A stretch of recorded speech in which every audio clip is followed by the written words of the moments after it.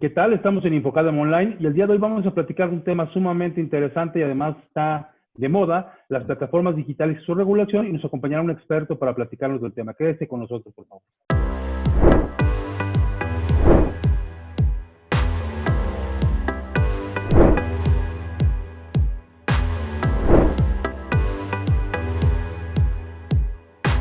¿Qué tal, estimados amigos? En esta ocasión vamos a platicar de un tema muy interesante. Vamos a platicar de las plataformas digitales, de la regulación, particularmente la que se viene en el ámbito del comercio electrónico y la fiscal. Y nos va a acompañar, como siempre, en este programa, nuestro panel de expertos, la contadora Sandra Cuevas, el maestro Felipe Dionisio. Y en esta ocasión tenemos como invitado al contador Wilfredo Fabián García, quien es un experto en el tema. Además tiene estudios de maestría en impuestos, se ha dedicado a la consultoría, a la academia y ahora a la investigación, y precisamente nos viene a platicar de un libro que se llama así, Plataformas Digitales, su regulación, en donde plasma toda una valoración que se hace desde el ámbito del derecho comparado para aterrizarlo en esto que hoy está pasando y que, bueno, pues ya nos está inquietando porque no sabemos quién va a quedar grabado, quién va a acabar pagando los impuestos, cuáles son los impuestos y cuándo corresponden. Entonces, le damos la bienvenida a nuestro invitado, maestro Fabián, por favor. Gracias por acompañarnos. Hola, ¿qué tal? Mucho gusto, doctor. Gusto en saludarlo y gracias por la invitación. Saludando a Sandra Cuevas y a Felipe. Muchas gracias. Y bueno, estábamos viendo las características del libro que acaba de usted de publicar, que está próximo a publicar, en donde hacíamos una valoración en términos generales del concepto, y veíamos que usted hace un recuento, en principio, de todo este antecedente histórico del comercio electrónico, de cómo se ha ido adentrando el tema del comercio electrónico y de las plataformas digitales a todas partes del mundo, y cómo ha habido dificultad para regular este tipo de conceptos. Y en México tenemos características particulares, nuevas alternativas de tributación, nuevos esquemas de retención, impuestos al valor agregado respecto de conceptos que antes no estaban grabados. Si pudiera hacernos una introducción, y digo, son tantos temas que tenemos que empezar por algo, si pudiera hacernos una primera reflexión respecto del comercio electrónico y cómo comenzó a darse en México, por favor. Ok. Bueno, si bien es cierto, el tema de plataformas digitales surge derivado del comercio electrónico. Este comercio electrónico que, como sabemos, tiene sus características que para poder realizar ya sea o una compra o una venta, se utilizan, como la palabra dice, medios electrónicos, es decir, por Internet.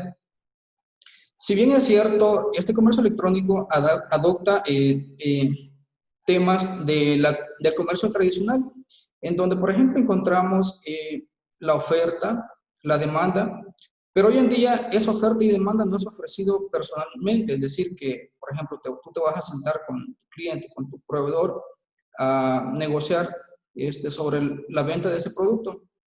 Ahora ya no. Ahora ese producto ya lo encontramos en Internet. Esa es la característica que define al comercio electrónico, que hay un intermediario que es el Internet. Ahora bien, el comercio electrónico data desde los años 20. Conforme ha venido evolucionando, hemos tenido, por ejemplo, nuevos modelos de negocio que actualmente son novedosos. Por ejemplo, encontramos como estas plataformas llamadas, por ejemplo, Uber, llamadas Cabify, que esos son un algoritmo, que este algoritmo se desarrolla en países desarrollados y que hoy en día pues, representan un gran avance en cómo realizar este comercio electrónico. Ahora bien, me voy a atrever a mencionar acerca de los modelos de negocio que se establecen. En el año 2015, el Consejo de la Unión Europea manifiesta 3 modelos de plataformas digitales. En estos modelos tenemos lo que son modelos de suscripción. Estos modelos de suscripción, la particularidad es que para poder hacer uso de ese servicio, nosotros tenemos que pagar, en este caso, una suscripción. En este caso estamos hablando de plataformas como Netflix, plataformas como Amazon Prime, entre otras. Otro modelo es el modelo de publicidad. Pero aquí la particularidad es que nosotros, para hacer uso de esas plataformas, no no en sí no pagamos, sino que la plataforma vive a través de la publicidad que pagan, en este caso, los usuarios. Tal es el caso, por ejemplo, de Facebook, que sabemos que vive a través de la publicidad. Otro modelo es modelo con acceso. Aquí encontramos en este ejemplo aplicaciones como Google Play, que sabemos que los creadores plasman su aplicación, la suben al portal, pero para poder hacer uso de ese portal, los usuarios tienen que, el creador en este caso, tiene que pagar a Google Play. Ahora bien, es importante mencionar que, si bien es cierto, estos son modelos novedosos que hoy en día van surgiendo y esperemos que pues, más adelante van a ir surgiendo conforme se vaya evolucionando. Y uno de los grandes retos que representa el comercio electrónico es en materia tributaria. Cómo regular el comercio realizado a través de medios electrónicos.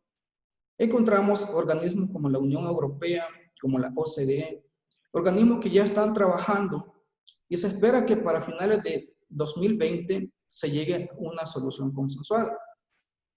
En este caso también es importante mencionar que hay un programa de acción que se llama BEPS.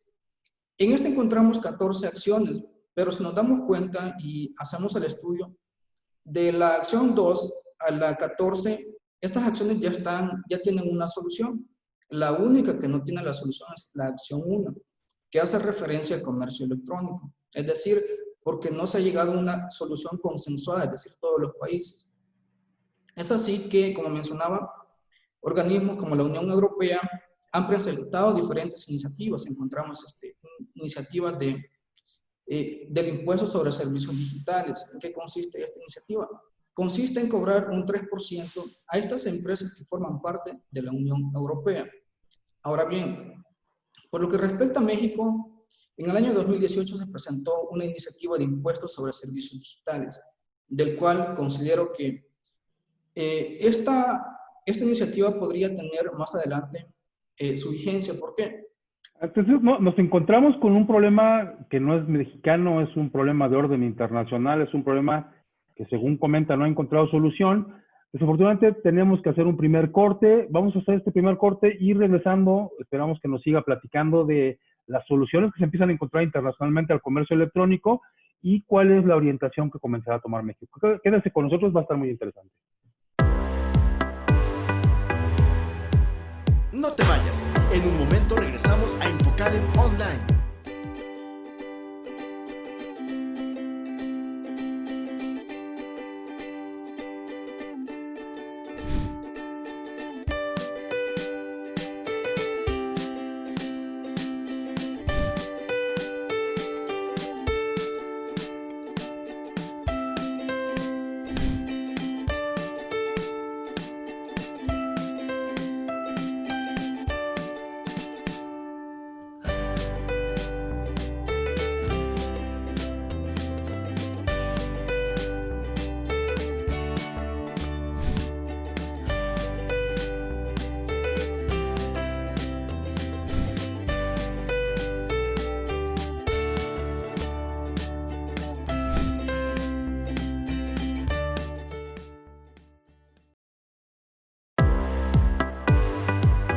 Gracias por acompañarnos. Estamos de vuelta en Infocadem Online. Bien, pues regresamos a seguir platicando de plataformas digitales. Estábamos platicando con el maestro Wilfredo Fabián, quien nos platicaba respecto de esta adecuación a conceptos internacionales del tratamiento fiscal que se le da a algunos conceptos, sobre todo a las plataformas digitales, y nos comentaba que ya internacionalmente se tiene previsto para diciembre de este año haya una solución global. Sin embargo, también nos comentaba que dentro de todos los modelos de regulación que se han dado, el que ha costado más trabajo es el del comercio electrónico. ¿Por qué más trabajo este? ¿Por qué no se puede encontrar una solución? ¿Cuál es la problemática principal que tienen las plataformas digitales? Ok, una de las principales problemáticas es cómo grabar el impuesto sobre la renta. Si bien es cierto, las leyes de los diferentes países están diseñadas, no encontramos un capítulo especial que hable sobre cómo regular a estas empresas que son multinacionales y que en los países realizan operaciones. De tal forma, la OCDE propone dos pilares, en donde en el pilar 1 nos menciona que se está manejando definir un umbral, es decir, si tú como empresa multinacional obtienes, quiero suponer, 750 millones de pesos al año, por los ingresos que obtengas en ese país, tú me vas a pagar el impuesto sobre la renta. En el pilar 2 se manifiesta que la OCDE da la recomendación que se haga una retención de ISR y en materia de IVA. Y es así como México que es miembro de la OCDE, adopta esa recomendación por la OCDE y presenta la iniciativa de ley, que sabemos que se presentó en septiembre del año pasado, en donde ya se plasma retener un impuesto sobre la renta a estas plataformas digitales. Estas plataformas se dedican a la prestación de servicios y también aquellas que surgen como plataformas intermediarias. Ok. Felipe, tenías una pregunta. Sí, maestro Fabián, ¿cómo le va? Espero se encuentre bien. Pues nos comentaba acerca de las plataformas digitales y también para las personas que nos ven, nos gustaría que nos comentara, o más bien nos estuvieron comentando en algún momento si, por ejemplo, aplicaba las plataformas de Uber, Cabify, de servicio de comida rápida, como le comentaba usted, Mercado Libre, Amazon, incluso las propias ventas por internet, a pesar de que en cierto momento puedan ser físicas. Entonces, por un lado, nos gustaría que nos comentara, y también porque así lo refiere una parte de su libro, ¿qué podríamos entender entonces como una plataforma digital para nuestros amigos que nos acompañan? Es decir, para que nos pudiéramos hacer un concepto más claro de qué podríamos entender por la plataforma digital y qué tantos servicios, en este caso, entrarían para el nuevo impuesto que usted nos comenta. Ok, como una definición en sí estaría como complicada, pero desde mi punto de vista es un intermediario para poder ofrecer ya sea un servicio o también enajenar un bien. Si bien es cierto, en la ley del impuesto a la renta encontramos que estos servicios van a ser tanto los que sirvan como intermediarios, es decir, que tiene que existir una persona de por medio para que a través de ella el usuario, el intermediario pueda prestar su servicio y llegar a su destino final. Ok, entonces, entenderíamos que una plataforma digital, el generador del concepto reside en otro país, pero de alguna forma llega a México a prestar un servicio de carácter internacional y empieza a generar ingresos. Entonces nos comentaba que hay dos formas. Una, que cuando los ingresos sean arriba de 750 millones de pesos tendrían que pagar una parte en México. Y la otra, que es la que adopta México, es hacer retenciones de impuesto de la renta y retenciones de IVA. Pero ¿quiénes las retenciones? Finalmente, ¿a quién le cuesta el impuesto? Porque a mí es una parte que me gustaría que quedara clara, porque pues hay quien piensa que finalmente en México se captó a este tipo de generadores de recursos y se le está cobrando impuesto. ¿Realmente se le está cobrando impuesto a las plataformas? ¿O quién es el que está pagando el impuesto? Esa es la gran duda que actualmente se ha analizado. Porque si bien es cierto, estas plataformas digitales cobran una comisión. De tal forma, si hacemos un cálculo, por ejemplo, tenemos, se me ocurre, 100,000 pesos en el mes, multiplicada por la tasa del 25%, tendremos un resultado. Ese resultado es el porcentaje de la comisión que te cobra la plataforma, perdón. Hay que mencionar que cada plataforma maneja su porcentaje de retención. Y es aquí donde yo soy de la idea, sinceramente, que esa iniciativa de ley que se presentó en 2018 podría aplicar para esa comisión que actualmente está cobrando la plataforma, pero que no está pagando impuestos.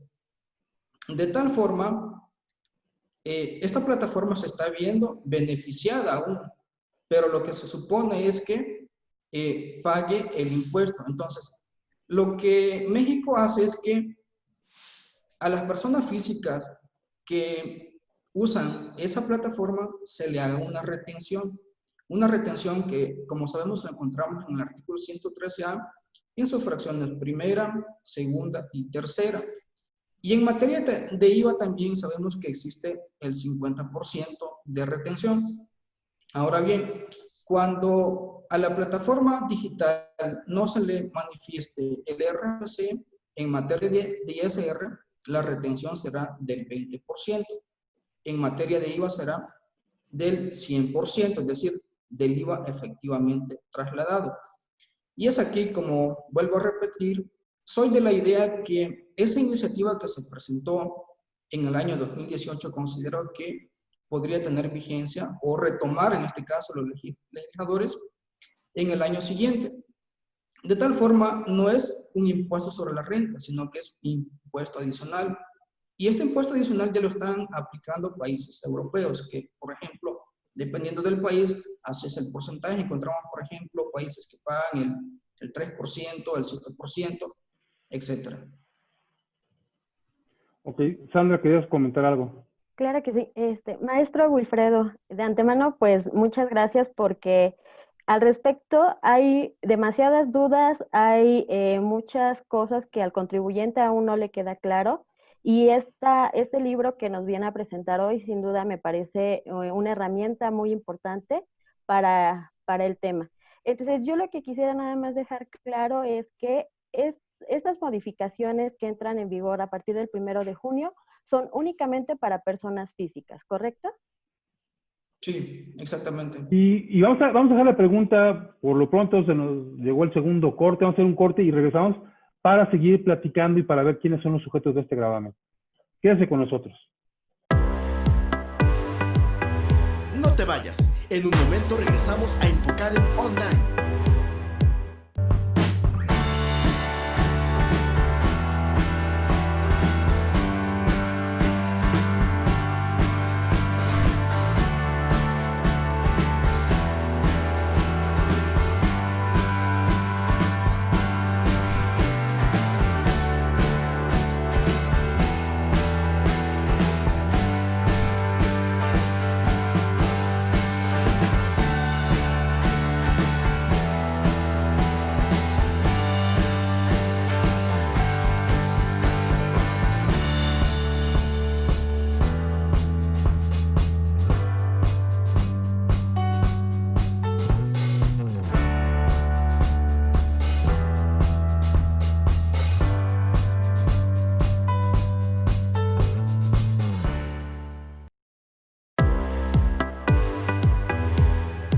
Gracias por acompañarnos. Estamos de vuelta en Infocadem Online.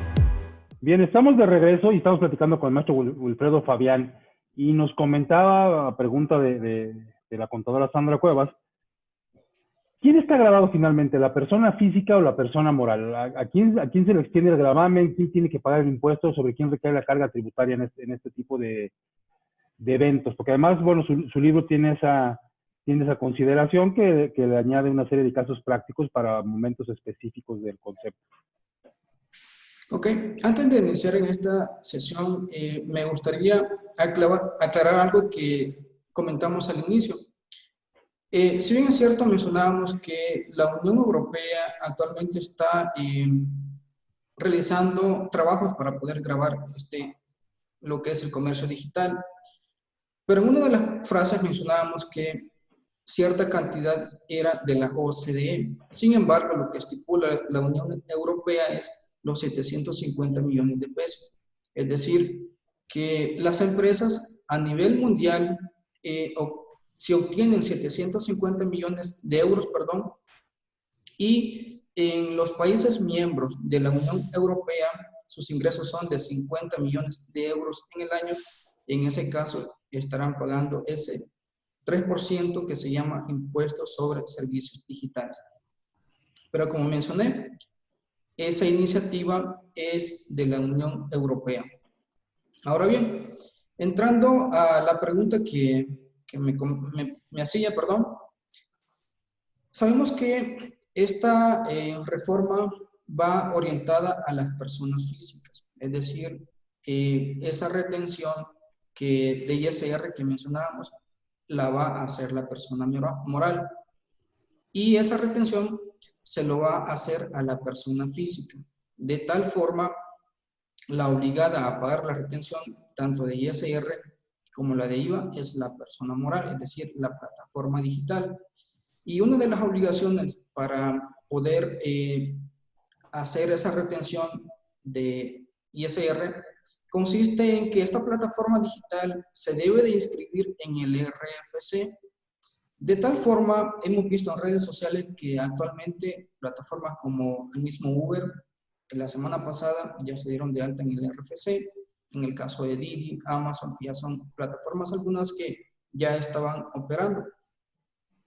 Otra de las obligaciones de entrada de las plataformas digitales es designar un representante legal. Ahora bien, ¿qué sucede? Si se da de alta la plataforma después de el 1 de junio, tiene que presentar un aviso. Pero si esta plataforma ha sido de alta antes del 31 de mayo, debe de presentar un caso de aclaración en el portal del SAT, en donde se designe quién es el representante legal y el domicilio el domicilio fiscal, perdón. Ahora bien, ya la plataforma estando dada de alta, lo primero que tiene que hacer pues ya empezar a realizar la retención de ISR, pero que, como mencionaba, la retención se le hará a la persona física. Ahora bien, en este sentido, ¿quiénes van a ser sujetos de esa retención? Van a ser las personas físicas que enajenen bienes a través de Internet o presten servicios a través de Internet. En este sentido, vamos a tener en cuenta que se tiene que dar una intermediación en este caso para que exista esa retención. El impuesto, como mencionaba, se va a pagar mediante una retención que hará la plataforma, y esta deberá entrar a más tardar del 17 del mes siguiente en que se efectúa la retención. Ahora bien, es importante que vayamos aclarando las dudas que se tiene en este supuesto, porque, por ejemplo, lo mucho que se ha dicho es, por ejemplo, bueno, plataformas como, por ejemplo, Uber, todos sus socios son personas físicas que están tributando actualmente en el RIF. Pero, ¿qué va a pasar, por ejemplo, el 1 de junio? De entrada, el artículo 111 se reformó la fracción sexta y nos menciona que, por ejemplo, si yo como persona física que me dedico al servicio de transporte de bienes, de pasajeros, perdón, me quiero dar de alta en el régimen de incorporación fiscal a partir del 1 de junio, no se va a poder, no se puede, porque esta sección tercera de la ley del impuesto sobre la renta es una sección obligatoria. De tal forma, estos RIF que con anterioridad venían tributando tendrán que pasar a régimen de actividades empresariales. Como el caso cuando, por ejemplo, inició el régimen de incorporación fiscal que teníamos al REPECO y pues posteriormente ya se pasó a régimen de incorporación fiscal. Ok, entonces, hay una obligación ahora de quien hace transporte, que debo decir es transporte privado, ahora tiene que estar en esa sección tercera, o tiene que estar en la sección primera. ¿Dónde tendríamos que ubicar, por ejemplo, a quien presta el servicio de taxi privado, Uber, Cabify, Yandex, cualquiera de estos? Como mencioné anterior, en este caso es un régimen obligatorio. En este caso va a estar en la sección tercera a partir de junio del año 2020.